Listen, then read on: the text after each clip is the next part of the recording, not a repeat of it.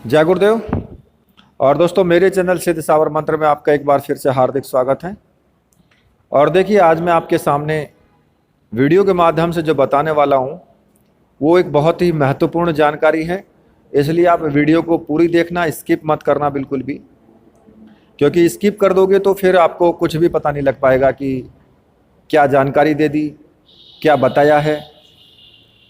तो देखिए, टॉपिक ये है कि क्या YouTube से लिया गया मंत्र या साधना सिद्ध होती हैं। तो मैं इसी विषय पर आज आपसे बात करूंगा। देखिए, अगर हमारा आचरण सही है, हमारे आचरण में कोई कमी नहीं है,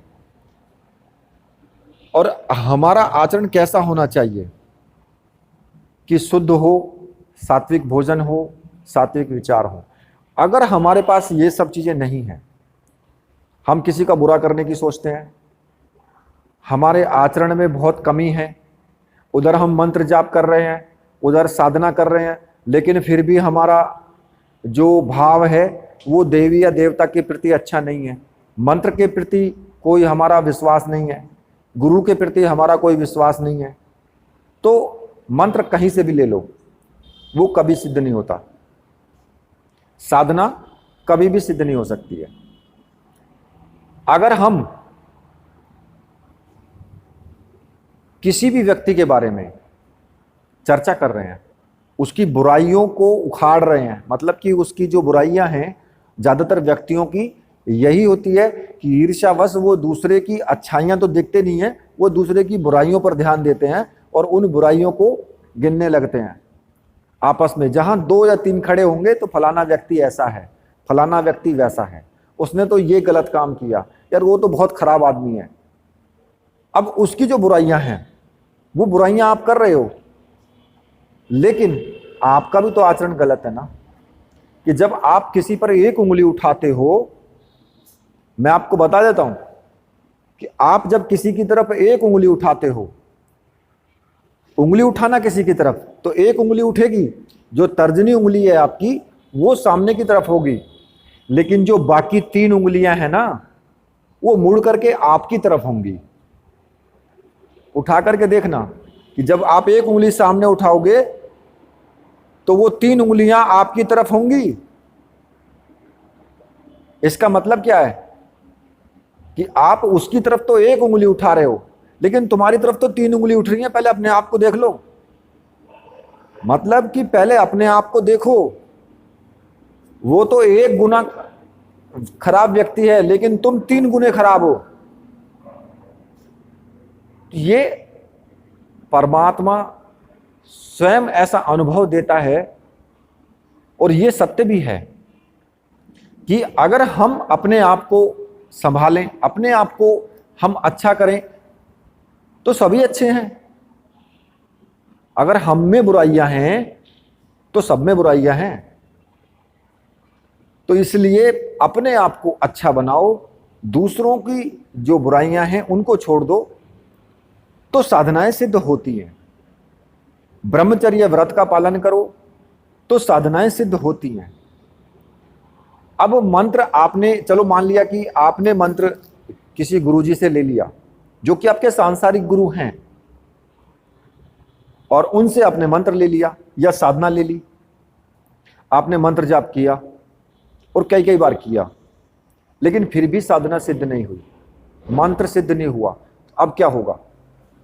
अब आपको गुरुजी के ऊपर विश्वास खत्म हो जाएगा। अरे गुरुजी ने मंत्र दिया था, गुरुजी के अंदर पावर ही नहीं है, गुरुजी का घंटा करें। जब पावर तो उनके अंदर है, पर तुम्हारे अंदर ग्रहण करने की क्षमता ही नहीं है। वो तो दे रहे हैं, लेकिन तुम्हारे अंदर, तुम तो बुराइयों का पुतला खड़े हो। अपने आप को देखा नहीं, गुरुजी पे भी उंगली उठानी शुरू कर दी। तो भैया साधना सिद्ध नहीं होती है। अब बात आती है, गुरु पर भी विश्वास खत्म हो गया, इष्ट देव।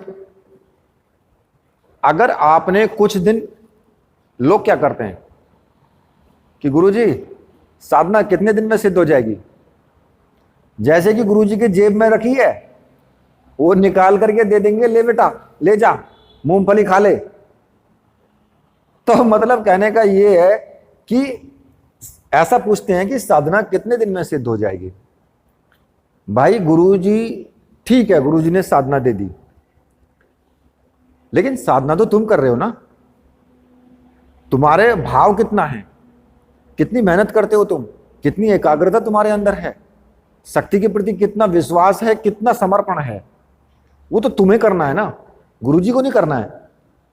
गुरुजी ने साधना दे दी, बता दी, अपना हाथ रख दिया कि तू मेरा चेला है, ठीक है।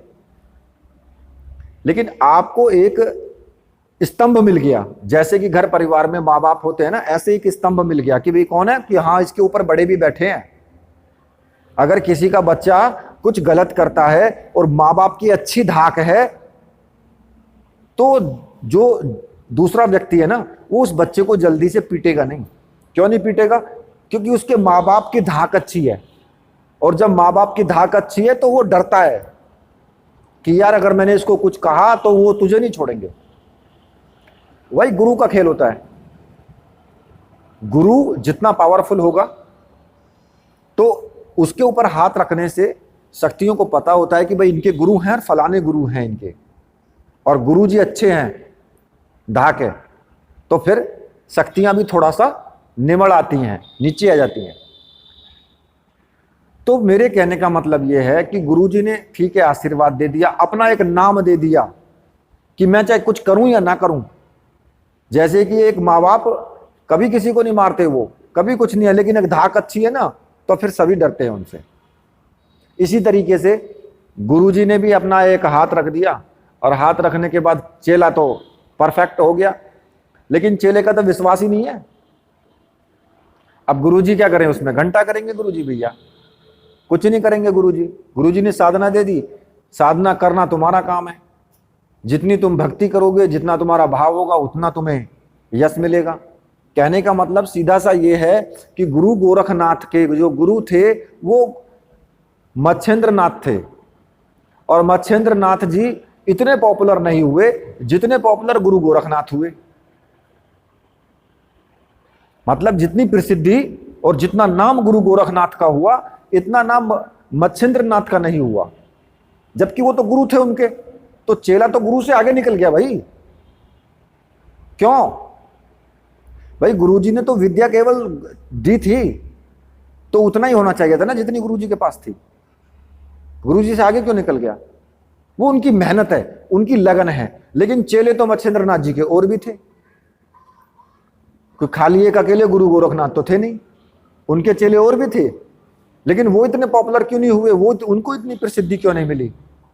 क्योंकि उनका जो भाव था, उनका जो करने का जो तरीका था, गुरु गोरखनाथ जी बहुत ज्ञानी और बहुत ज्यादा आगे इन साधनाओं में चले हैं, जबकि मच्छेंद्र नाथ जी से भी वो बहुत आगे निकल गए।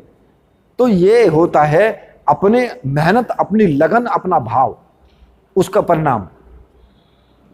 तो अब अगर आप ये सोचें कि गुरुजी ने दे दिया और साधना सिद्ध नहीं हुई, तो गुरु भी गलत, साधना भी गलत, मंत्र भी गलत, हम ठीक है हम ठीक है। तो भैया ये चीजें जब तक रहेंगी, मंत्र सिद्ध नहीं होते हैं। चाहे आप YouTube से ले लो, चाहे आप गुरुजी से ले लो, कहीं से भी ले लो, मिल करके भी ले लोगे ना, सामने आमने सामने बैठ करके भी ले लोगे, तब भी नहीं होंगे। ये सच्चाई है। अब बात आती है कि भाई हमारे अंदर जो कमियां हैं, पहले हम उनको पूरा करें, उन कमियों को देखें। धार्मिक पुस्तक पढ़ें, जब भी कोई साधना कर रहे हैं धार्मिक पुस्तक पढ़ें। अब बात आती है कि जो YouTube पर जो साधना दी गई है, तो भाई अगर YouTube पर साधना दी गई है तो ऐसा कोई जरूरी नहीं है, पहले उस YouTube पर दी गई साधना को परखो, उसमें देखो कि इस साधना की विधि क्या है। तामसी विधि तो नहीं है, सात्विक विधि तो है, या फिर वाम मार्गी या फिर तंत्रोक्त विधि है, कैसी है। साधना देने वाले से, जो जिसने साधना चैनल पर दी है, उससे एक बार जरूर कांटेक्ट करो कि जी हमने ये साधना देखी है, क्या हम इस विधि से साधना कर सकते हैं, चाहे मैसेज के थ्रू या फिर कॉल करके। अगर कोई मोबाइल नंबर नहीं है, कोई मैसेजिंग की व्यवस्था नहीं है, कोई कॉलिंग नंबर नहीं है, तो फिर साधना नहीं करना बिल्कुल भी। ठीक है, अब आपने साधना ली है लेकिन यूट्यूब से, और साधना सही है, मंत्र भी सही है, तो साधना सिद्ध होगी यदि आपका आचरण अच्छा है, आपके अंदर प्रतिज्ञा है, भाव है, दृढ़ विश्वास है गुरु के प्रति, मंत्र के प्रति, साधना के प्रति और देवी या देवता के प्रति, तो 100% साधना सिद्ध होगी। और साबर मंत्र तो और भी जल्दी सिद्ध होंगे। ठीक है, लो ऐसा कुछ नहीं है कि भाई मतलब आपने मंत्र वहां से लिया, यूट्यूब से ले लिया तो वो सिद्ध नहीं हो सकता है। मैं साक्षी हूं कि मेरे बहुत से व्यूअर ऐसे हैं जिन्होंने साबर मंत्र सिद्ध किए हैं और उनसे वो कार्य भी कर रहे हैं। बहुत से हैं ऐसे कि जिन्होंने मेरे चैनल पर से, सिद्ध साबर मंत्र चैनल से मंत्र लिए हैं और मुझे बताया तक नहीं है कि मैं मंत्र सिद्ध करने जा रहा हूं, और वो मंत्र उन्होंने सिद्ध कर लिए हैं और वो मंत्र उनके काम कर रहे हैं और बहुत तीव्र और चमत्कारी मंत्र हैं वो। उन्होंने मुझे बाद में बताया है कि जी गुरुजी हमने ये मंत्र सिद्ध किया और इसका जब हमने प्रभाव देखा तो वास्तव में गजब का प्रभाव है इसका। तो उनका कैसे सिद्ध हो गया भाई? तो वीडियो मैंने इसीलिए बनाया है। आज जो वीडियो बनाया इस अनुभव के आधार पर मैंने बनाया है कि मैंने बहुत से लोगों से, मेरे पास मैसेज भी आ चुके हैं, कॉल भी मेरे पास उन्होंने किए हैं और उन्होंने मुझे बताया है, जबकि मेरा उनसे कोई संपर्क नहीं था। उन्होंने मुझसे कुछ नहीं पूछा, उन्होंने सिर्फ YouTube से मेरे से उठा करके और साधना कर ली। तो मेरे कहने का मतलब यह है कि अगर मंत्र सही है, अगर विधि सही है, तो फिर YouTube से लो या कहीं से भी लो, मंत्र सिद्ध होता है। ऐसा नहीं है, साधना भी सिद्ध होती है यदि आपके अंदर भाव है, आचरण अच्छे हैं, तो साधना जरूर सिद्ध होगी।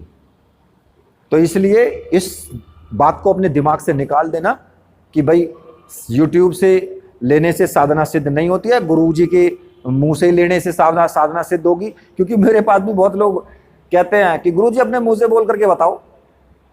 भैया मैं मुंह से भी बोल दूंगा, वीडियो में भी मैंने मुंह से ही बोल रखा है। जितने भी मैंने मंत्र बताए हैं ज्यादातर मैंने वीडियो में अपने मुंह से उच्चारण करके बताए हैं, लेकिन फिर भी अब उनका एक अपना अलग भाव है, अपना तरीका है कि भाई मेरा तो मंत्र तभी सिद्ध होगा जब या तो गुरुजी मुंह से बोलेंगे या गुरुजी के सामने बैठ के मैं लूंगा मंत्र, तब मेरा मंत्र सिद्ध होगा। ऐसा नहीं है। यदि आप अपने आप को देखो, आप कहां तक सही हो। यदि आप सही हो तो मंत्र भी सही है, मंत्र भी सिद्ध होगा, साधना भी सिद्ध होगी, जरूर सिद्ध होगी। तो इसलिए YouTube से लो मंत्र या कहीं से भी लो, साधना सिद्ध होती है। ऐसा नहीं है कि YouTube से लिया गया मंत्र सिद्ध नहीं होता है। जो कहता है वो गलत कहता है। मैं इस बात का साक्षी हूं और मैं प्रमाण के साथ भी बता सकता हूं। जिन्होंने मंत्र को सिद्ध किए हैं YouTube से, और जिन्होंने किया है वो कमेंट करके भी आपको बताएंगे। अगर वो वीडियो सुनेंगे तो वो कमेंट करके भी बताएंगे आपको कि हाँ हमने सिद्ध किया है। ठीक है, ध्यान देना इस वीडियो के कमेंट पर। तो इसी के साथ अब मैं वीडियो को यहीं पर समाप्त करता हूं। तो मेरे साथ बोलिए, बोलिए वीर बजरंगबली हनुमान जी महाराज की जय, बोलिए मेरे परमहंस गुरुदेव की जय।